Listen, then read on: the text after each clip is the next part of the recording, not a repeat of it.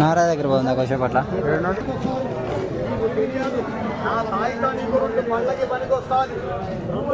ఏంటిది అందరి దగ్గర మాట్లాడాలి. మన తెలుగు భాషలో దీనికి పాము అంటాం.